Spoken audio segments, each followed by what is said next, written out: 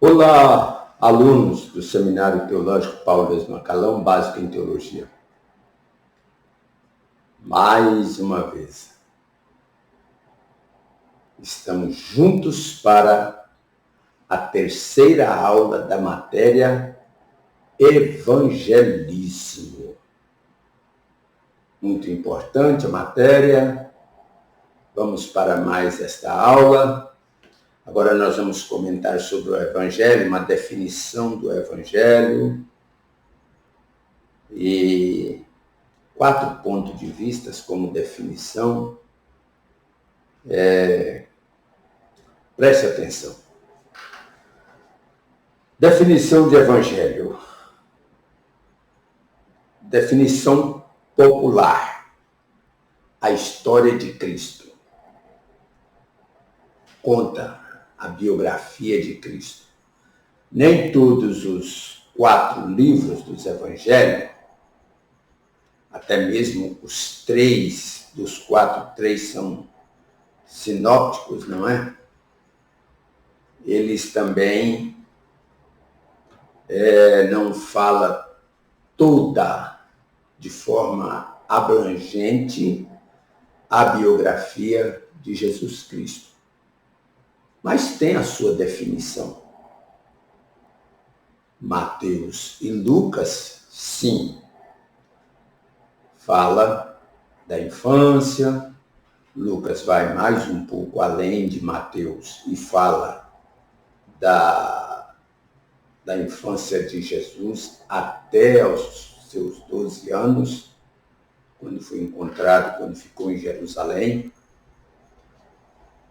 E Marcos e João já não falam sobre a infância de Jesus.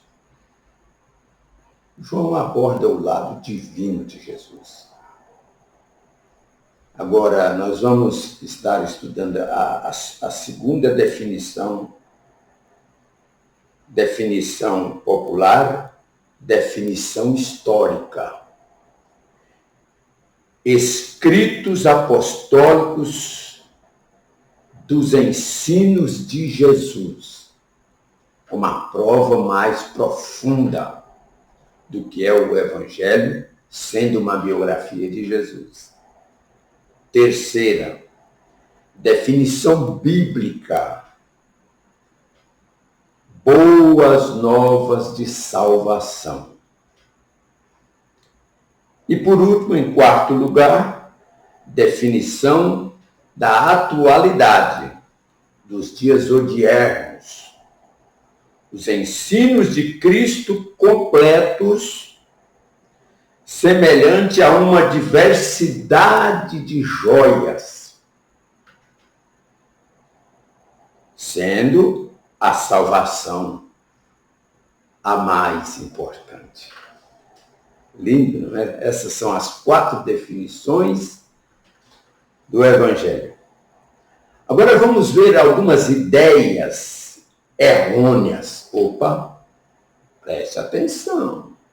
Esse mundo em que nós estamos vivendo, um cristianismo em muitas áreas, em muitas denominações. E quando eu estou falando de denominações, às vezes até as denominações pentecostais, evangélicos pentecostais, estão às vezes sendo levados por essas pessoas que aparecem aí do nada, sem uma defesa da fé com profundidade, com base bíblica, e aí aparece com cada ladainha que eu vou te contar. É sério. Mas vamos ver. O Evangelho social. Nós vamos estudar sobre o quê? Preste atenção, aluno. Ideias errôneas acerca da evangelização. Evangelho social, apresentação definida e resoluta na solução dos problemas políticos, econômicos e sociais, deixando em plano secundário os interesses espirituais da pessoa. Aquele mais um relacionamento social do que um relacionamento de comunhão, de koinonia, juntos, que a pessoa passa, a pessoa converte e abre logo no desejo do coração dele a se batizar, se ele tem empecilhos, casamento, vícios que prejudica a sua conduta moral e até a sua saúde, né? E aí mas ele tem sede, ele se dispõe, ele passou pela regeneração, a santificação está lavando ele, como diz alguns estudiosos, está lavando ele da lama,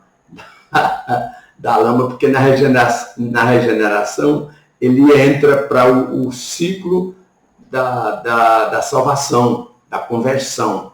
Ele está convertido, mas ele precisa de uma limpeza. E essa limpeza vem através da santificação na vida dele. E também eu acredito muito até na transformação como um instrumento paralelo à santificação.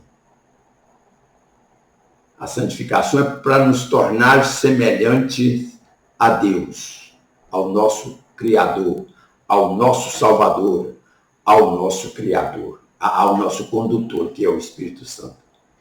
Então, esse erro de evangelho social, isso está sendo muito significativo, mais significativo do que o espiritual, dentro das nossas igrejas. Vamos mais um? Preste atenção. Olha esse aqui, ó.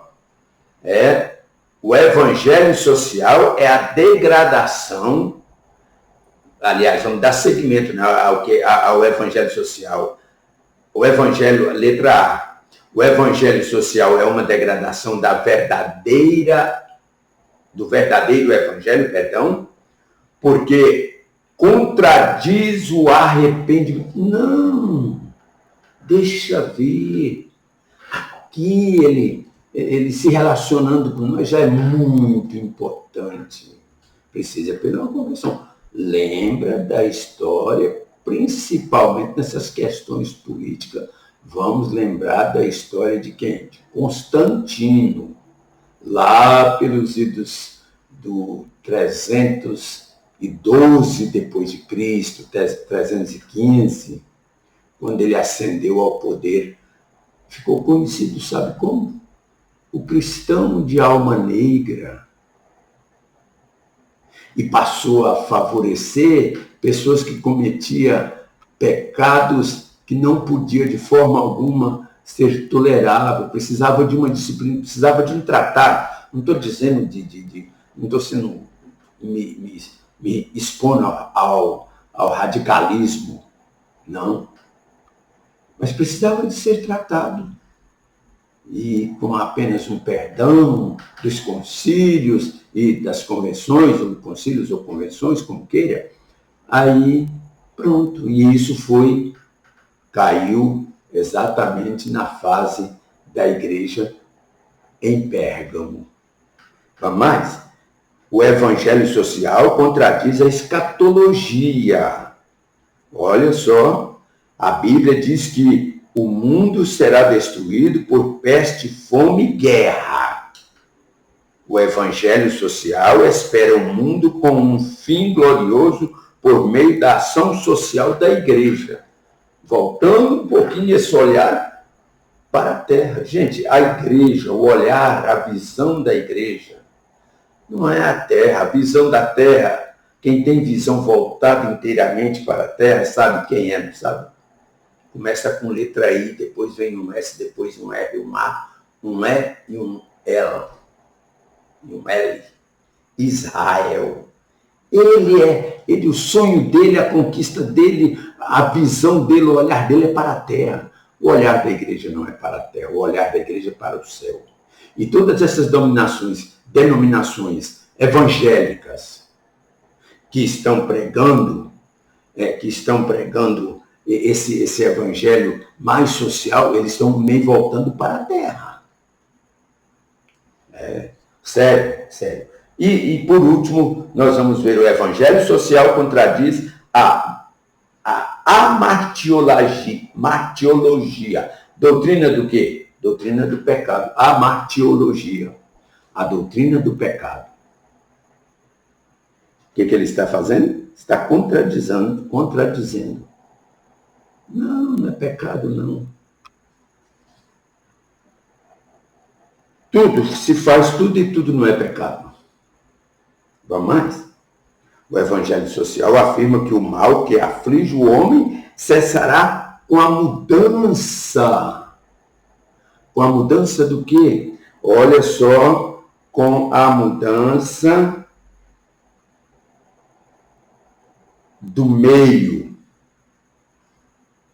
Houve mudança. Houve mudança. Não houve? Não está correto, não está condizendo com o que a Bíblia está nos ensinando.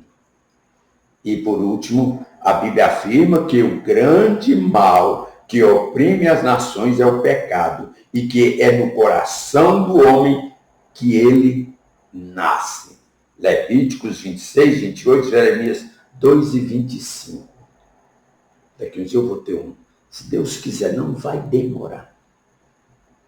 Eu vou ter aqui a hora que nós for ler um versículo, possivelmente eu já vou poder ter uma posição para estar trabalhando em pé.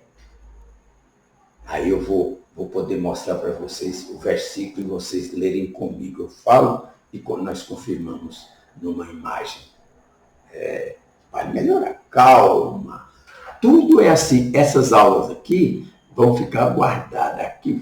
Às vezes, depois, futuramente, numa outra rotatividade, eu posso até passar elas por essas melhoras que vai haver, mas elas vão ficar aqui como memorial. Quem é você? Eu sou o aluno que estudou com o senhor, fiz o básico em teologia, e foi tão bom, foi o básico em teologia que me levou a médio em teologia. Foi o médio em teologia que me levou a bacharel em teologia, que me deu a oportunidade de me especializar, de fazer um mestrado. Aí tem uns que chegam até doutor em divindade. Eu já vi pessoas até criticando um pouco esse aí, mas é coisa real, é para nós estudarmos, chegarmos lá, alcançarmos esses degraus, não é? Bom, então nós estamos terminando essa aula, mas vamos ver aqui uma outra coisa. Nós falamos sobre o evangelho social, agora vamos falar um pouquinho rapidinho sobre o ecumenismo. O ecumenismo. O ecumenismo tem como objetivo estabelecer no mundo uma nova ordem religiosa e social através da união de todos os credos religiosos. Cuidado com esse ecumenismo. Esse ecumenismo, vocês se lembram bem. Para muitos, isso aqui que eu vou falar não faz efeito. Porque eles acham que a igreja tem que passar pela grande tribulação. A igreja está em grande tribulação. Não, a igreja está em tribulação. E às vezes tem momentos que ela intensifica, mas não é a grande tribulação escatológica. Não, a 70ª semana de Daniel. Você sabe que não é.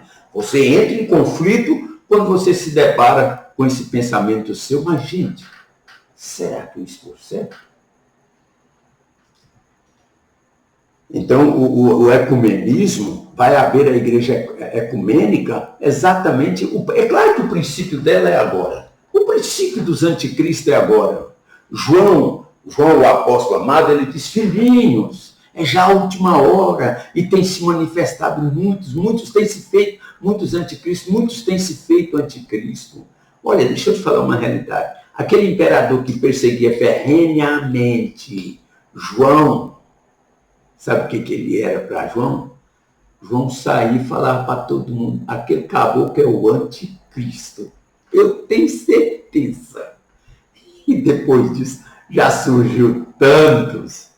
Mas sempre esses favores políticos mesclando a igreja, ou mesclado na igreja, isso leva a um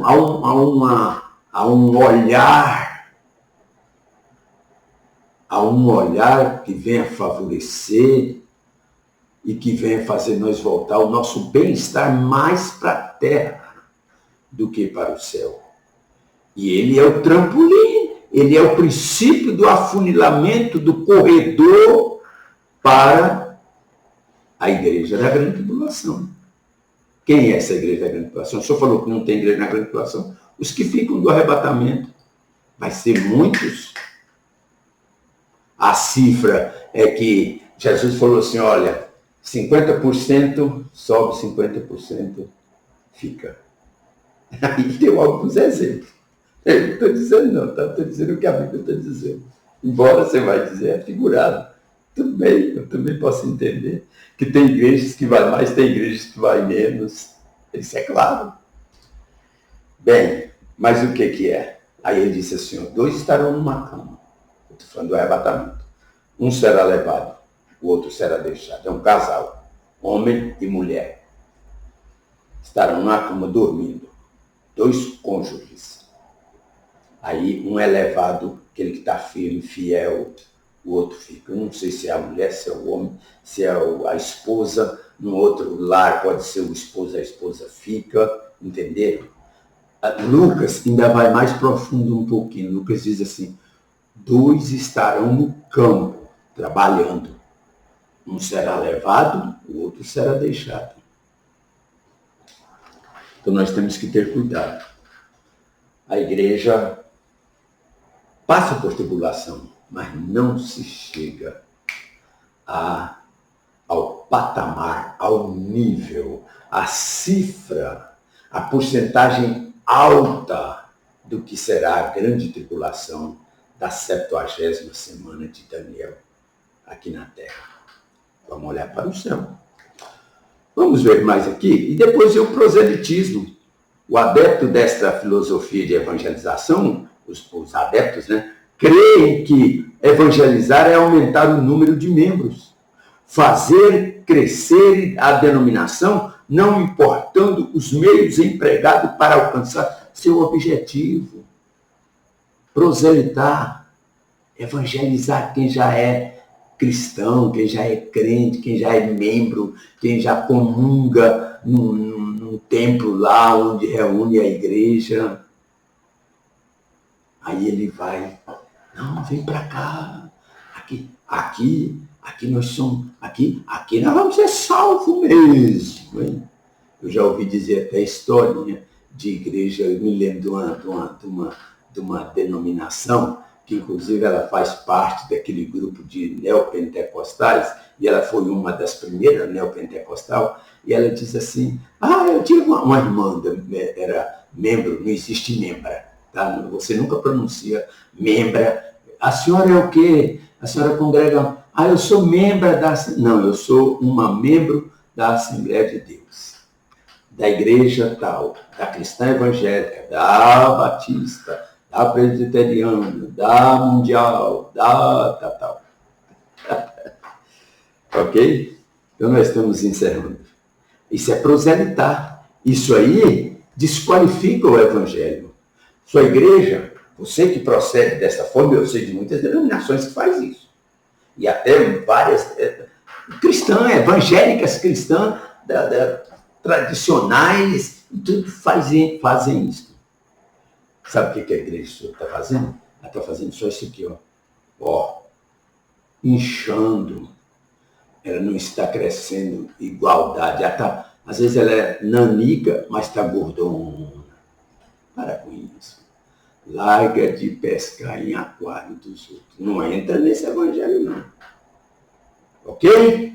Então aqui nós encerramos mais esta aula, que o proselitismo usa a visitação e os convites às pessoas crentes. A pessoas crentes.